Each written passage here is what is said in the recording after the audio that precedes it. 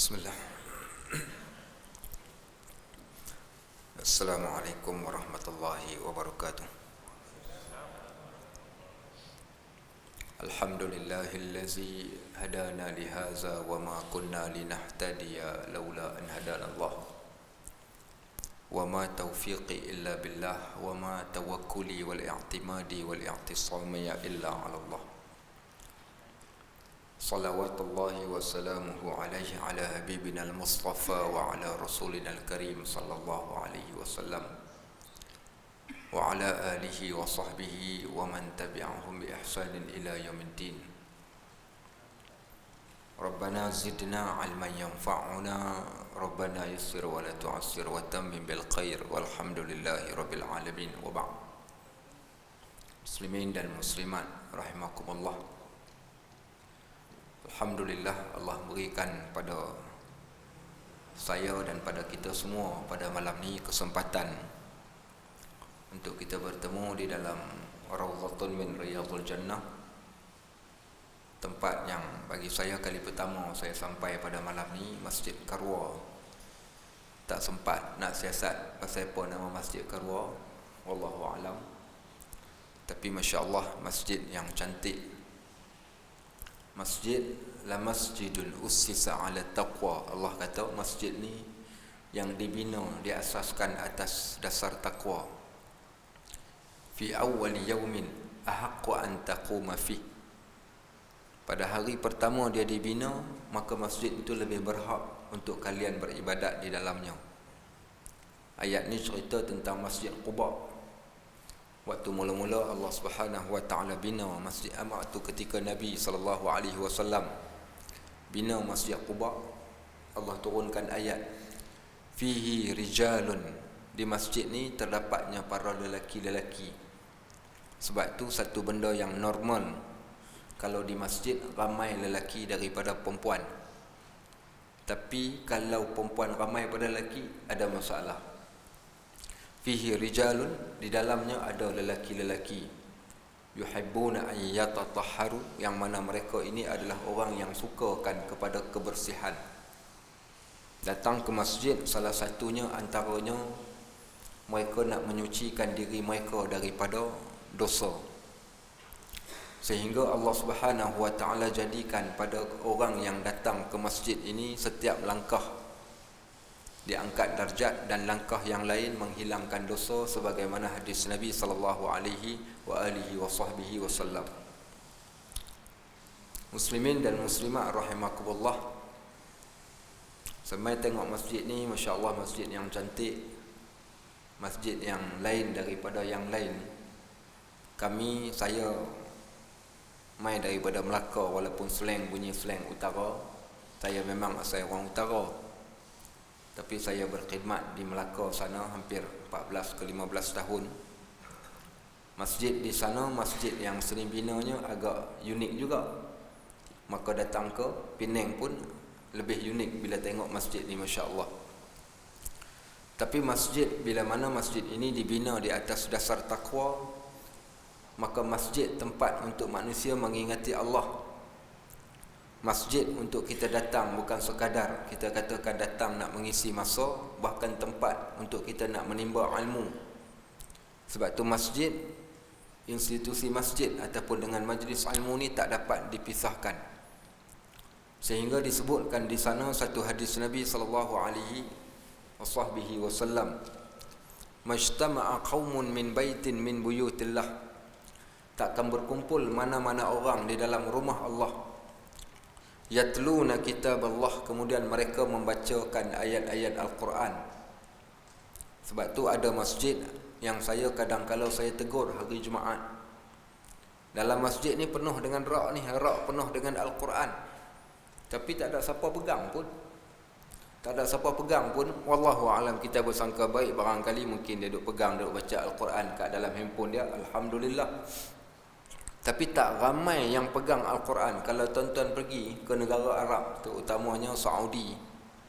Saya pernah pergi solat dekat Masjid Quba waktu solat subuh. Kebetulan nak pergi ke satu tempat, singgah solat subuh. Seawal dalam lebih kurang sekitar 1 jam sebelum masuk waktu solat ni, saf pertama, saf kedua ni dah penuh orang. Depa mai masjid ni, depa tak menyembang kosong, tapi semua masjid ni jadi sunyi sepi. Pasal apa? Pasal semua pakat pegang Al-Quran, pakat baca. Baca Al-Quran pula, dia tak baca Al-Quran macam kita. Kita baca Al-Quran kadang-kadang dengar habis, semua orang lain pun terganggu dengan bacaan kita. Semua baca perlahan. Setiap orang duduk dekat saf yang bahagian depan ni. Baik, saf pertama, saf kedua, semua penuh. 1, 2, 3, 4. Semua pakat pegang Al-Quran, mereka baca. Mai ke masjid, antara salah satunya solat. Di antara yang keduanya adalah membaca Al-Quran. Yang ketiganya taklim. Yang keempatnya zikir ataupun doa. Maka itu kedatangan kita ketika kita berada kat dalam masjid. Dan teruklah kita kalau kita main masjid ni hanya sekadar nak sembangkan berkaitan tentang benda dunia. Baik, ketika kami berada di satu tempat, kita banyak berjalan. Antaranya saya pergi ke satu tempat di bandar Aleppo, Syria. Bandar Aleppo ni di antara bandar lama, tapi hari ni dah jadi padang jarak, padang terkukur. Bandar Aleppo ni ada satu masjid, nama masjid ni Masjid Kiltawi. Kalau tuan-tuan nak pergi semayang Jumaat, katakan Jumaat pukul 12.30 hari, kita pergi pukul 11, kita duduk luar masjid. So apa nak buat? Kalau nak duduk tempat depan sekali ni, kena pergi sekurang-kurangnya 2 jam sebelum masuk waktu. Datang ni penuh, saf pertama, saf kedua, saf ketiga ni dah penuh dah. Susun satu. Kita mai 1 jam sebelum masuk waktu ni, terlepas duduk kat belakang sekali. Apa buat? Semua barisan pertama, kedua, ketiga semua duk pegang Al-Quran. Pegang Al-Quran, baca Al-Quran pada waktu tersebut. Sebab tu dalam ayat ni disebut majtama'a qaumun min baitin min buyutillah, takkan berkumpul mana-mana orang di dalam rumah-rumah Allah. Satu kaum ni yang berkumpul di dalam rumah Allah, mereka yatluna kitab Allah, mereka baca Al-Quran. Ada seorang guru kami nama dia Syekh Abdullah Fawaz. Satu malam ni sepatutnya giliran dia mengajar di rumah pelajar-pelajar Malaysia di Jordan waktu tu, seingat saya. Tapi tiba-tiba dia tak mai, call tak angkat. Akhirnya ada sebahagian pelajar kata kalau nak cari dia ni senang saja. Kalau hilang ni nak cari mana? Tak boleh cari dah. Tapi nak cari dia, pergi cari dekat masjid. Saya pergi cari dia kat masjid, jumpa dia duduk dekat tepi tangga ni, duduk baca Al-Quran, air mata duduk bergenang, duduk mengalir.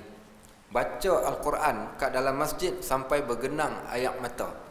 Apa nak katakan? Maka mereka menggunakan masa mereka duduk di masjid ni, mereka membacakan ayat-ayat Al-Quran.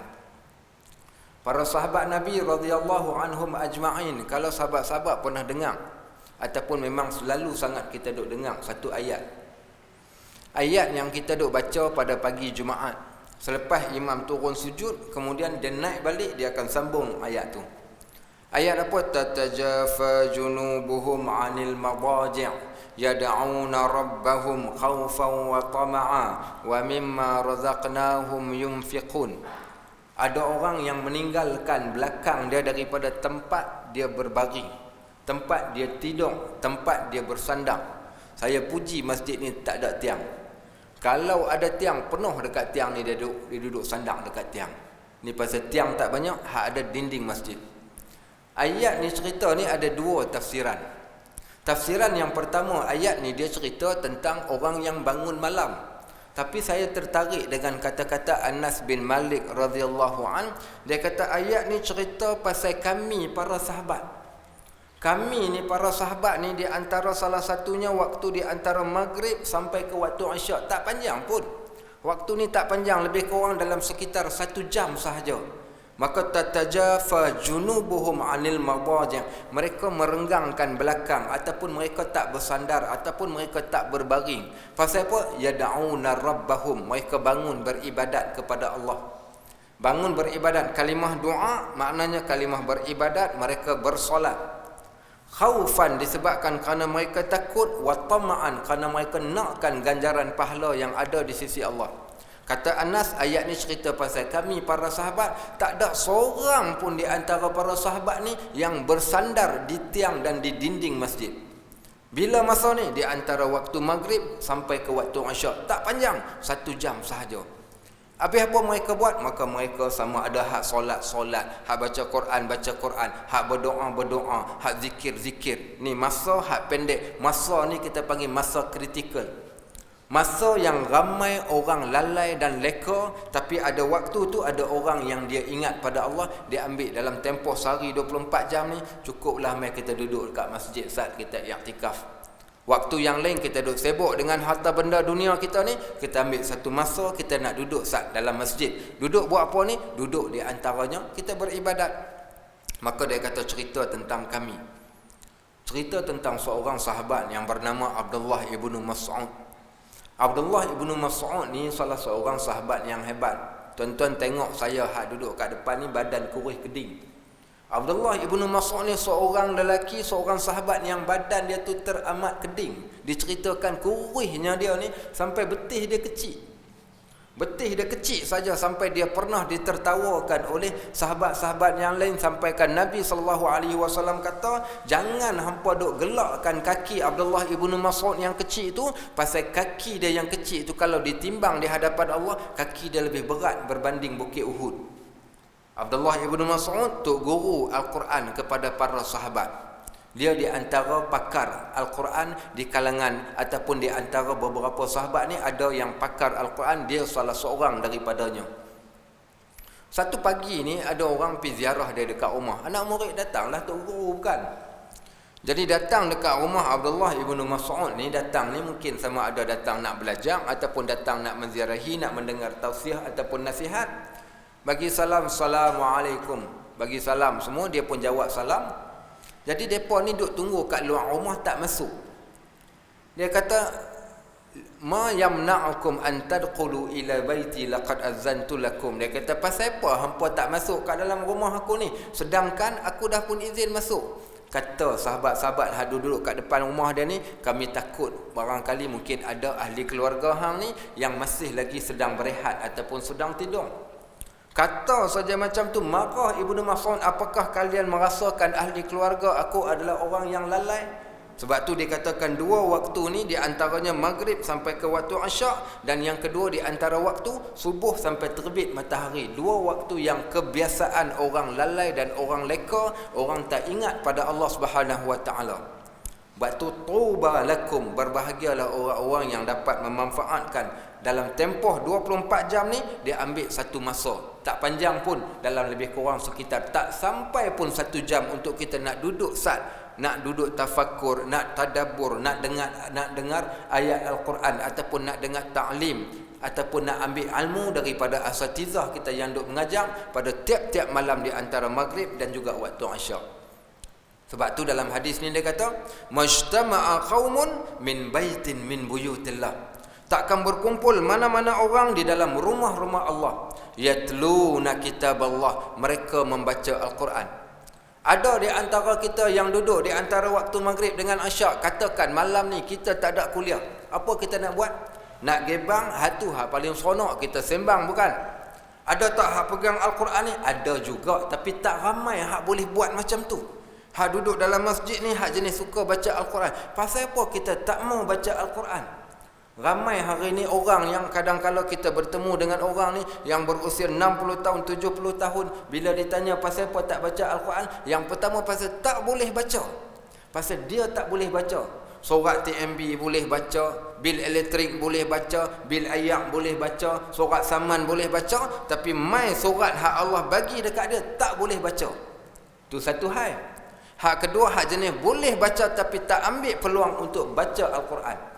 Kita tengok bagus tok nenek kita zaman dulu ni, kalau kita flashback balik zaman 30 tahun, 40 tahun ke belakang dahulu, apa berlaku dekat kampung-kampung. Ni Tanjung Tok Kong ni dulu ni kawasan rumah kampung penuh orang ni. Saya pernah bekerja di Penang ni tahun berapa? Tahun 2004 ke. Saya habis-habis belajar ni, saya jadi penterjemah bahasa Arab. Kerja saya ni daripada Bandar Penang tu, jalan Burma tu, bawa pergi sampai ke Batu Feringgi, mana hotel yang kita tak masuk. Pasal kita duk kena entertain orang Arab hak datang ni. Jadi tempat-tempat ni di antara laluan kita dahulunya. Tempat laluan saya. Baik. So apa berlaku kita katakan? Bila kita tengok pasal apa tak ramai di antara kita ni yang nak baca Al-Quran, ada yang tak boleh baca Al-Quran. Bila kita jumpa, kita tanya, dia main cerita, dia kata minta maaf, dia kata ustaz dah cuba tapi tak boleh. Dah cuba tapi tak boleh nak baca Al-Quran. Ruginya orang yang tak boleh baca Al-Quran. Tengok apa Allah kata, wa an atluwal Quran. Bacalah Al-Quran. Allah tanya lagi, afala yatadabbaruna al-Quran am ala qulubin aqfaluha. Pasal apa hampa ni tak boleh cuba nak menghayati Al-Quran, ataupun kat dalam hati hampa ni ada satu lapisan yang dah pun tutup hati ni sampai kita tak tertarik pada Al-Quran. Apa hal kita duk baca ni? Kita lebih suka duk baca ni menentang setan paling besar sekali ni. Ni handphone ni lah. Kita duk baca WhatsApp, kita boleh baca Facebook, kita boleh baca Twitter, tapi part Al-Quran kita tak boleh baca. Tak boleh baca Quran. Maka malangnya kita pada waktu tersebut. Saya pernah sebut di beberapa tempat cerita tentang Nabi SAW. Tuan-tuan tahu Nabi SAW ada uban kat atas kepala? Siapa yang pernah baca kitab Syama'il Muhammadiyah, hadis Anas dengan hadis Ibnu Abbas, kata Anas bin Malik radhiyallahu an, dia kata lam yatajawaz syaibur rasul illa 14 syaiban. Tak lebih uban ada kat atas kepala Nabi ni melainkan 14 helai uban. Hadis Ibnu Abbas, ma adatu syaibur rasul illa 20 syaiban. Tidaklah aku kira uban hak ada kat atas kepala Nabi SAW ni melainkan 20 helai uban. Di antara 14 helai uban sampai ke 20 helai uban. Sehingga ditanya kepada Nabi SAW, laqad kunta syiban ya Rasulullah, kami dapati kat atas kepala engkau ada uban ya Rasulullah. Pasal apa kepala engkau kami tengok ada uban kat atas kepala? Nabi SAW ada uban kat atas kepala dia, kita tak tahu. Kat mana ubannya? Kata Anas bin Malik. Anas ni dia khadam Nabi SAW. Dia tahu daripada atas kepala ni sampai ke hujung kaki, semua dia tahu. Dia kata uban berada di antara belahan tengah kepala Nabi, rambut Nabi SAW, dan juga di antara apa? Di antara pelipis ataupun di antara jambang baginda SAW.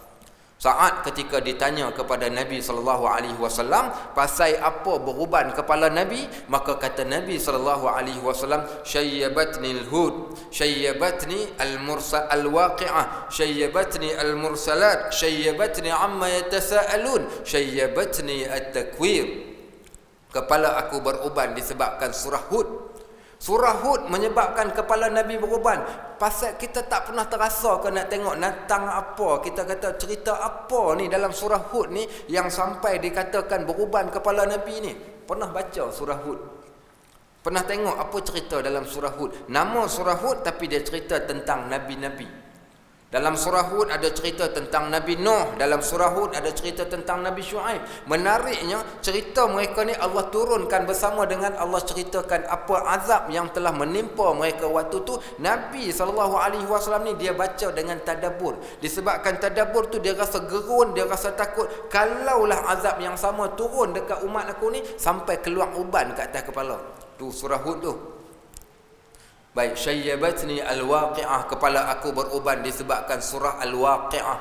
Pasal apa surah al-waqi'ah? Berapa ramai di antara kita ni orang-orang Melayu ni ada yang ramai je ni rajin suka baca surah waqi'ah. Dia kata pasal murah rezeki.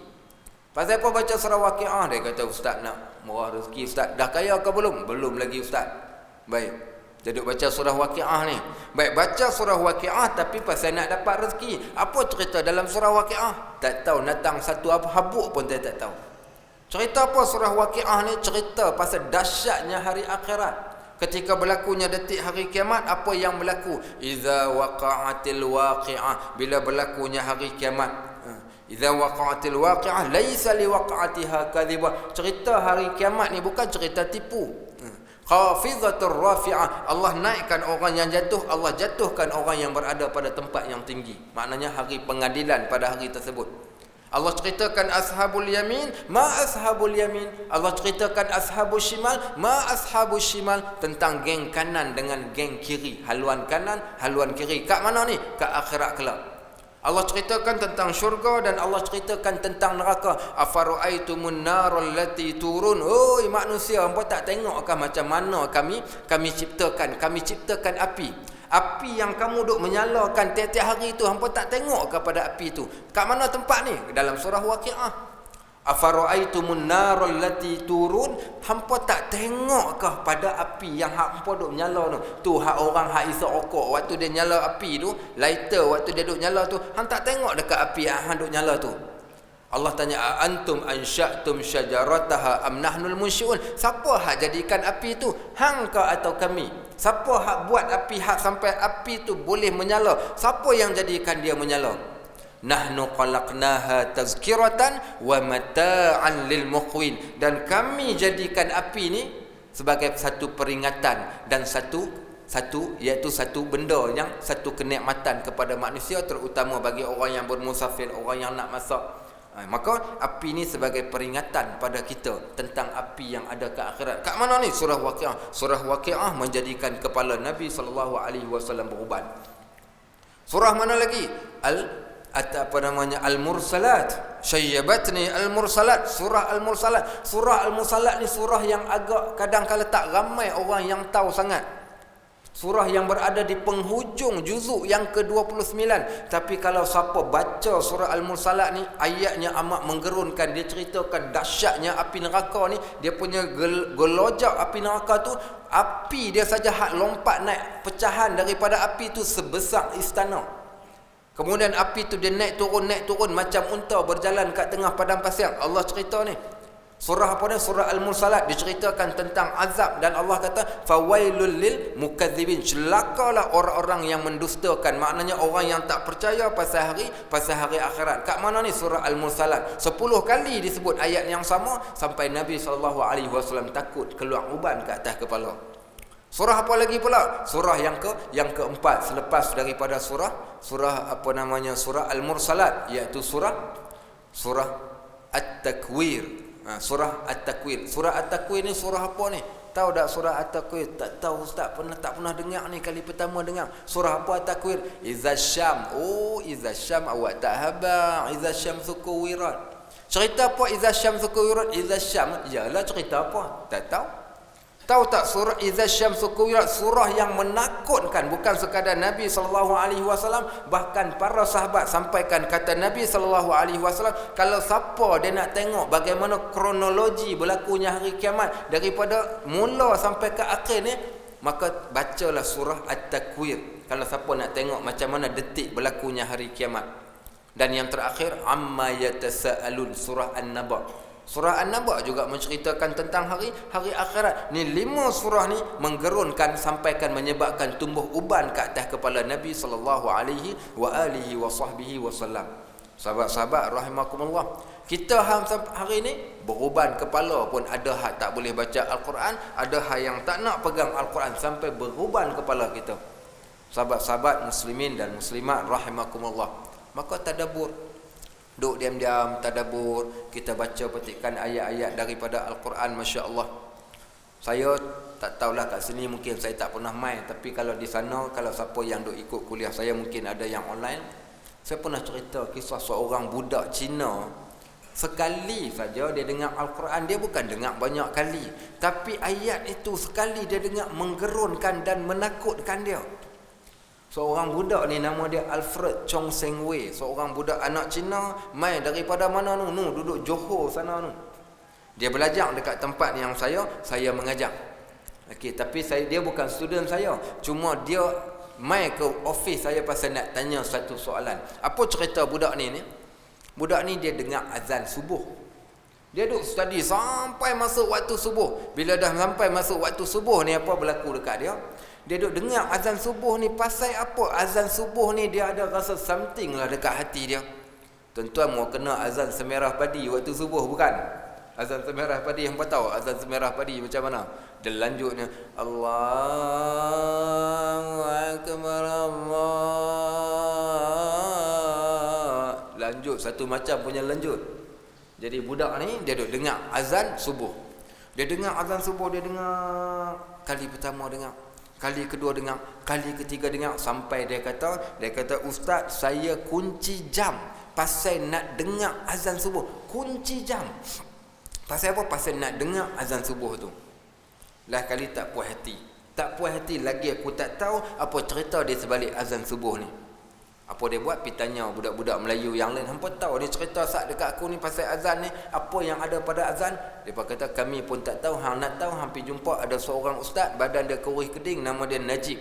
Dia duduk tingkat 3, bilik 3202, tingkat 3, bangunan Fosi. Hampir jumpa dia. Dia pun mai pagi, ketuk. Morning sir, morning. Ayu ustaz sir? Oh boy, mai tanya kita ustaz tu. Ayu ustaz sir? Saya tanya dia pasal apa? Dia kata I have question want to ask you. Oi, lain macam budak ni. Saya kata tak apa, duduk. Dia pun duduk waktu tu. Dia pun duduk sebelum saya kata saja saya nak test pasal dia nak tanya. Saya kata dia nak tanya pasal apa? Nak tanya pasal azan. Saya kata Afrod, before you ask me the question, can I ask you first? Dia kata boleh. Saya tanya dia, who is God for us? Tanya dia siapa Tuhan kami ni? Tuhan kami orang Islam ni siapa dia? Dia kata Allah. Bila dia sebut Allah tu dengan fasih, saya jadi terharu, seronok kita ni pasal anak Cina sebut Allah. Kita mengajar bahasa Arab, kita tahulah tulis kat whiteboard tu Abdullah, baca Abdullah. Tak boleh sebut, lidah keras tak boleh nak sebut. Tapi bila anak Cina ni dia boleh sebut Allah, kita jadi seronok. Pasal apa seronok? Pasal sebutan fasih. Saya kata Masya Allah, tak pernah jumpa budak macam hang ni sebut Allah dengan jelas. Baik, saya kata hang sebut, tengok satu kali hang sebut ni, hang biar rasa bergetar dekat dada Allah. Dia sebut, dia jadi seronok. Dia jadi satu muka dia jadi merah. Tunduk dia. Saya kata budak ni dah kena. Last kali, pendekkan cerita, saya buka surah Fussilat. Pasal apa surah Fussilat ni? Surah Fussilat ni sebab ada cerita kisah seorang lelaki Arab, Quraisy. Nama dia Abu Urwah ataupun Utbah bin Rabi'ah. Utbah bin Rabi'ah ni orang yang pandai deal. Dia orang tua. Kalau ada masalah berkaitan tentang bab kabilah-kabilah ni, hantar dia pergi selesai masalah. Dia pandai deal. Nama apa? Utbah bin Rabi'ah. Utbah bin Rabi'ah ni depa hantar dia ni pergi jumpa Nabi SAW. Pasal apa hantar dia ni? Minta dia pergi pujuk Nabi dan berikan beberapa tawaran. Kod-kod Nabi SAW ni tertarik dengan tawaran dia. Tak apa. Dia pun pergi. Dia kata Muhammad, hang dengan aku bukan siapa-siapa. Dia kata kita ni main daripada kabilah hak sama ni. Kita tak pernah duk bergaduh dulu, kita hidup aman damai. Tapi start hang duk bawa macam-macam merkaan ni. Dia kata ni kita dah jadi kacau bilau lah kita punya tempat ni. So aku main ni nak settlekan, nak selesaikan. Aku datang bawa beberapa tawaran aku nak bagi dekat hang. Tawaran pertama, kalaulah hang betul-betul hang nakkan kuasa sangatlah. Okey, tak ada masalah. Kalau betul-betul hang nak kuasa, kita boleh buat pakatan ataupun kita boleh buat muafakat. Macam mana aku bagi dekat hang ni, hang tak akan rugi. Aku bagi hang jadi ketua kami semua. Hang akan jadi orang paling atas sekali. Tak apa, Perdana Menteri hang pegang. Contoh kita katakan, kita boleh deal macam ni punya. Tak ada masalah. Hang ambil hang ni kalau betul-betul hang nak. Baik, kalau hang maulah dia kata. Tapi dia kata dengan syarat. Tak boleh dah buat hak hang duk buat sebelum ni. Hak kedua, kalaulah agama, hak benda hang duk suruh ni nak perlukan kepada kekayaan, kami boleh jadikan hang orang yang paling kaya. Kalau hang mau, kami boleh jadi hang orang paling kaya sekali dekat Mekah ni. Bahkan kami sanggup keluarkan harta kami pergi bagi dekat hang, bagi jadi hang lebih kaya daripada kami semua. Kalau hang mau. Dan kalau sekiranya hang minat pada mana-mana perempuan hak cantik, kalau isteri kami pun kami ceraikan, kami bagi dekat hang. Tapi dengan syarat kena tinggallah apa hang buat ni. Baik. Maka dia kata 3 tawaran ni, tapi kalau hang tak mau 3 tawaran ni wahai Muhammad, kami tambah 1 tawaran wajib. Yang ni hang kena terima, kami nak bawa hang pergi berubat, kos kami tanggung. Berubat kami rasa hang ni orang yang dah tak betul kalau 3 ni hang tak terima. Apa kata Nabi SAW dekat dia? Kata Nabi SAW kepada dia, itu tawaran engkau. Bagaimana dengan tawaran aku? Apa kata engkau dengarkan pula tawaran daripada aku? Maka dia kata, tak apa, silakan kalau ada tawaran yang baik. Nabi SAW membacakan surah Fussilat. Bermula daripada Hamim, kitabun fussilat ayatuhu Qur'anan Arabiyyan la'allakum ta'qilun. Hamim, inilah dia kitab Al-Quran yang kami perincikan dia satu persatu, kitab dalam bahasa Arab. Mudah-mudahan kalian beriman, kalian berakal dan memikirkan tentang Al-Quran.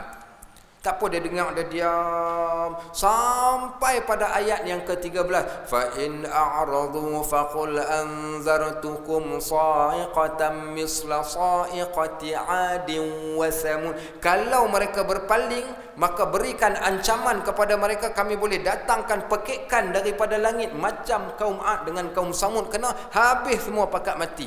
Dia dengar ayat 13 daripada surah Fussilat tu, dia angkat tangan tak dekat mulut Nabi, hasbuk ya Muhammad, cukup wahai Muhammad. Dia dah tak boleh dengar. Balik dalam keadaan hati yang takut. Geng Mekah tanya dia, apa hasil? Dia kata, aku rasa tak payah duk ganggu Muhammad. Kalau sekiranya kita hina, tak ada siapa pun yang boleh menjadikan kita mulia melainkan Muhammad saja. Kalau kita susah, tak ada siapa hak boleh senangkan kita melainkan Muhammad saja. Siapa dia ni? Ya, kata Utbah bin Ar-Rabi'ah. Walaupun kali pertama dengar. Jadi saya bacakan surah Fussilat ni dekat siapa? Dekat si Alfred ni. Dan tak disangka Alfred ni boleh tunduk mengalirkan air mata pada waktu tersebut. Saya tanya dia pasal apa Alfred? Dia kata dia tak tahu, dia rasa dia banyak dosa. Akhirnya dia masuk Islam pada hari pertama dia jumpa saya. Dan sekarang dia menjadi setiausaha MECMA. MECMA ni Persatuan Chinese Muslim Malaysia. Nama dia Alfred Chong Seng Wei. Okey, ni seorang budak daripada Universiti Multimedia. Okey. Baik, sahabat-sahabat rahimakumullah. Saya sambung balik. Itulah dia Al-Quran. Pasal apa kita tak nak tadabbur, kita baca, kita ambil pengajaran, kita ambil benda yang boleh mendatangkan kesan pada jiwa kita. Tahu ke tak tahu? Jin kali pertama dengar Al-Quran boleh beriman. Jin ni jin.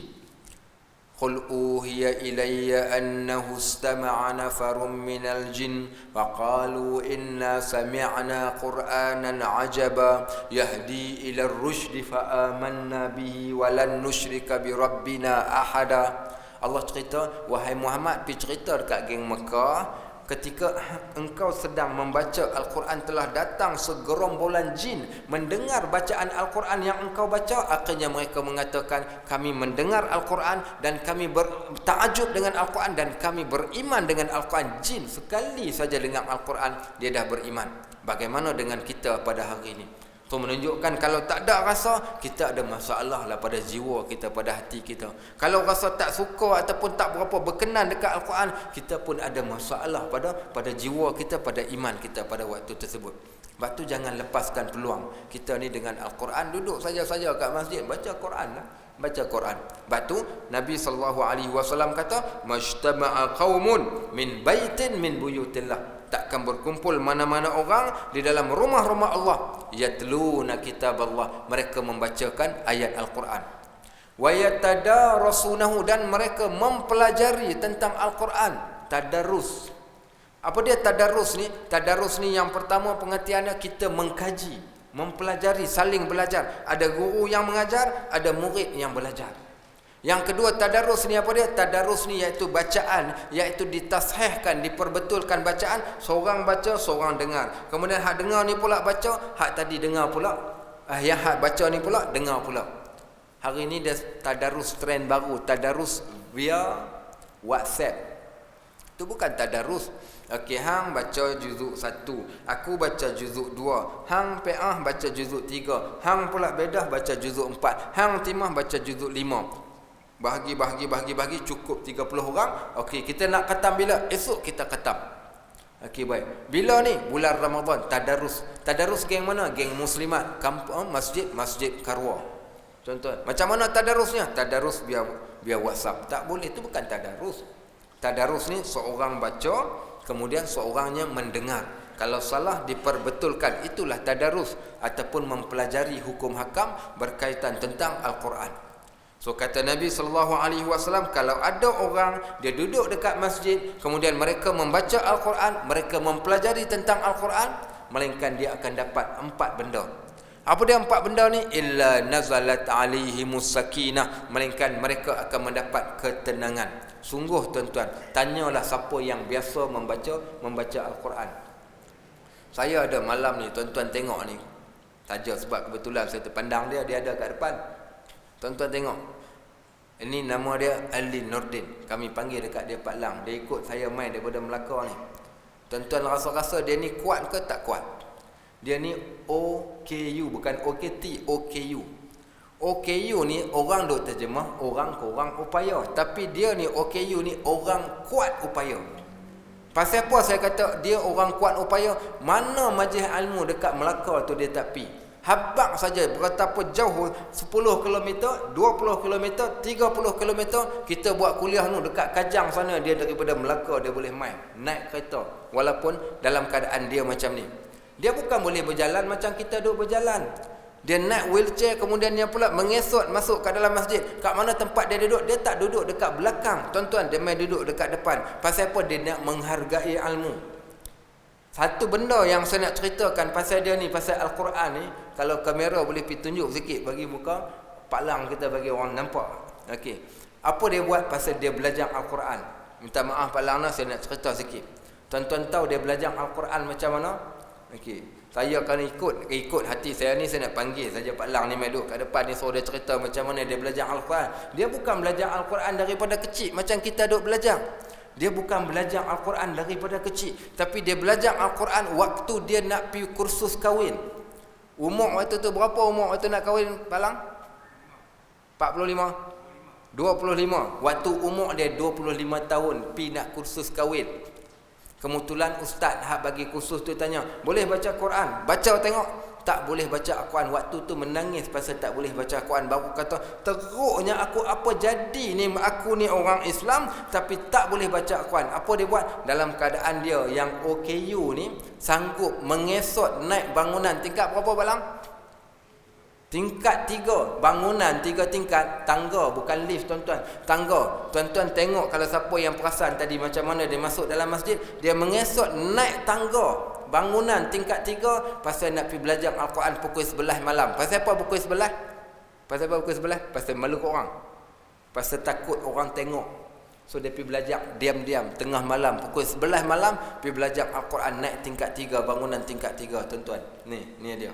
Apa kesan daripada tu? Sekarang dia menjadi guru Al-Quran. Susah ke? Tak susah pun. Kalau dia boleh buat, takkan kita tak boleh buat? Kalau dia boleh buat, takkan kita tak boleh buat? Sahabat-sahabat rahimakumullah.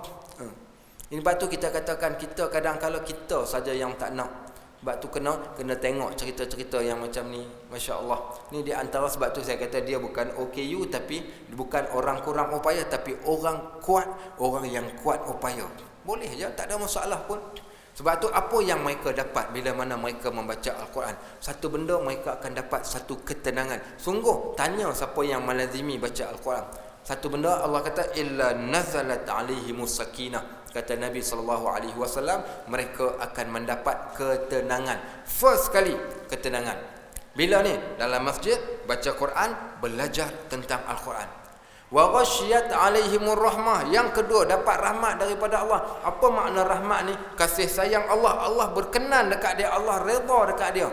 Siapa yang pernah belajar kitab hadis Riyadhus Salihin, dalam tu diceritakan tanda bila Allah kasih pada seorang, bila dia banyak buat kebaikan hak fardu, dia tambah dengan sunat, Allah suka dekat dia, Allah panggil para malaikat, wahai para malaikat, aku kasih pada seseorang.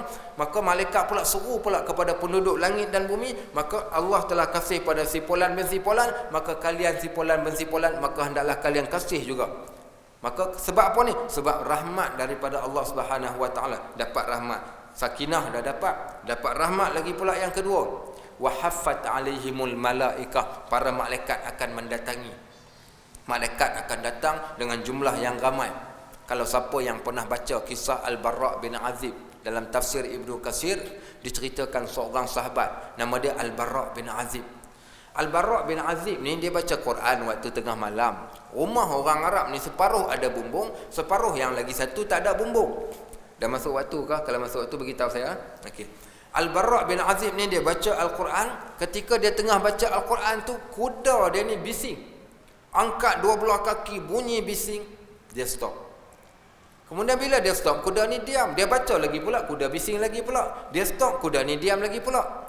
Akhir sekali dia takut kuda ni terpijak, anak dia hadut tidur dekat sebelah kuda ni, dan dia terus tutup dan tak baca lagi dah Al-Quran. Tidur. Waktu nak tidur tu duduk pandang ke atas langit, tiba-tiba dia ternampak, dia kata beberapa cahaya, kemudian cahaya tadi tu pun hilang, dan dia pun tanya kepada Nabi SAW, ya Rasulullah, Aku baca Quran sekian aku nampak cahaya.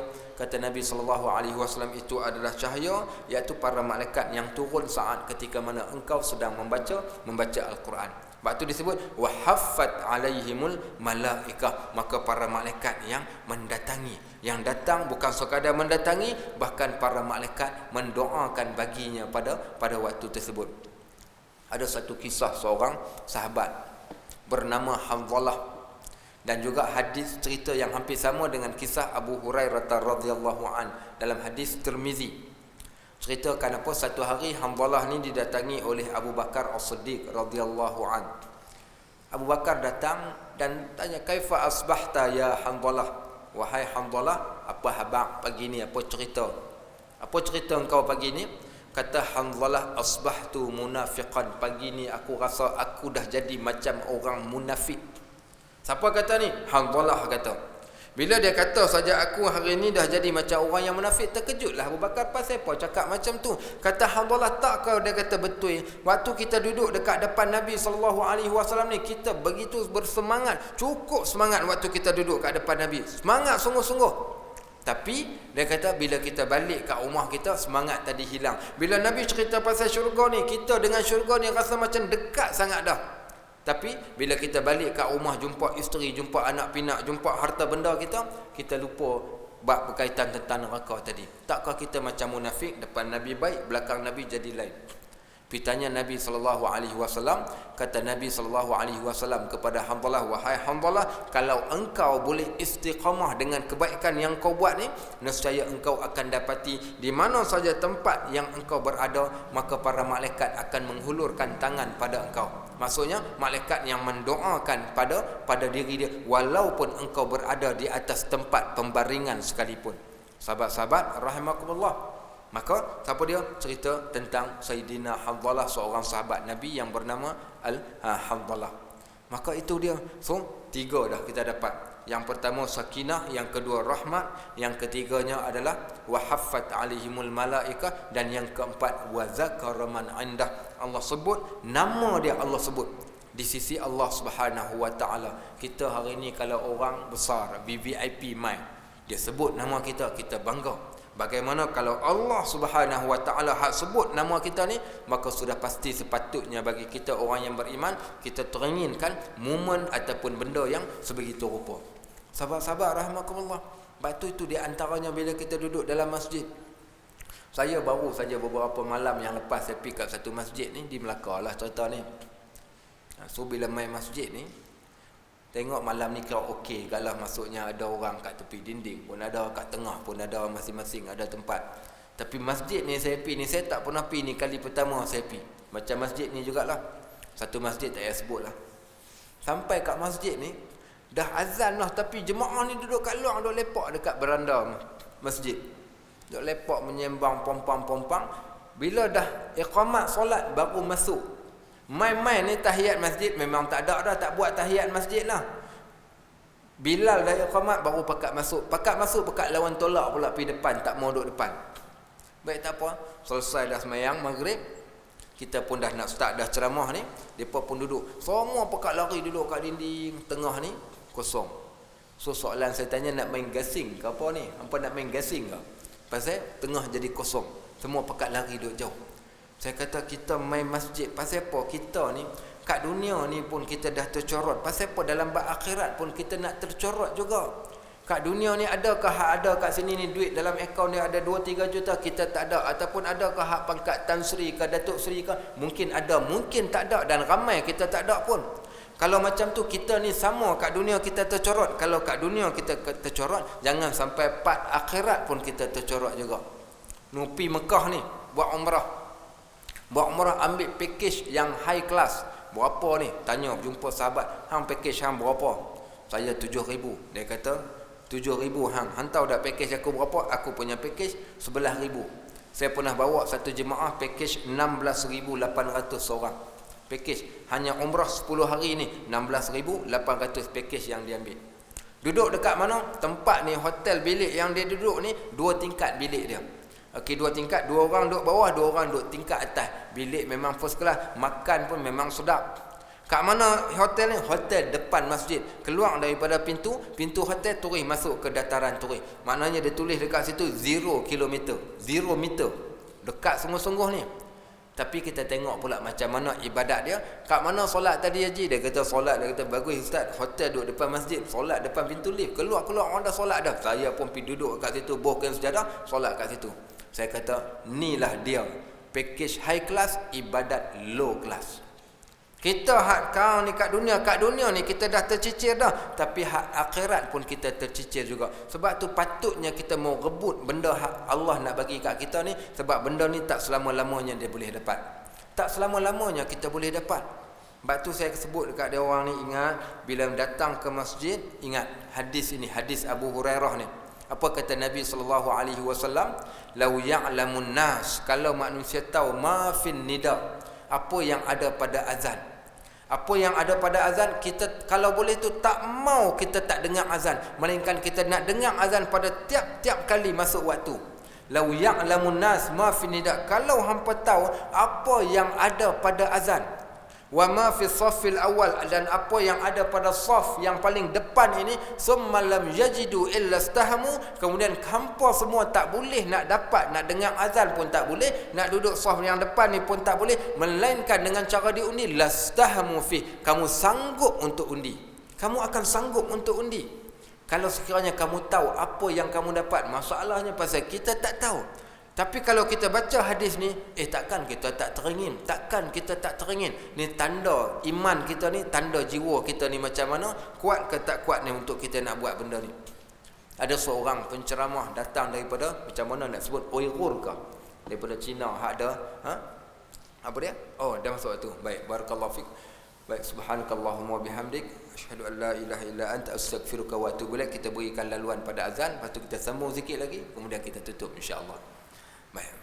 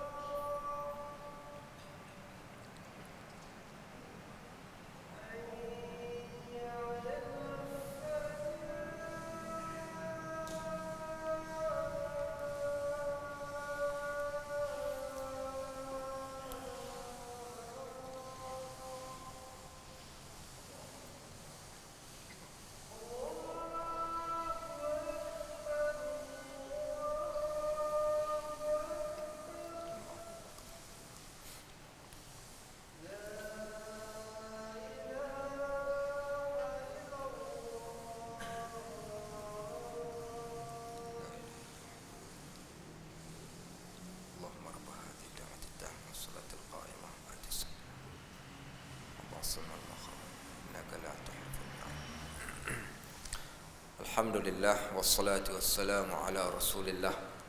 Baik, kita sambung balik sikit lagi. Sahabat-sahabat rahimakumullah. Jadi apa cerita dia, apa yang kita sebut tadi, ada seorang penceramah daripada Uighur ke apa, macam mana nak sebut pun susah. Daripada satu tempat di negara Cina sana. Dia mai berceramah di Malaysia ni, menjelajah, saya kira di Perlis pun dia pergi, beberapa tempat di Penang saya tak tahulah. Dia pergi ke Melaka, dia orang minta saya jadi penterjemah. Saya bukan pandai cakap Cina, tapi dia boleh cakap Arab.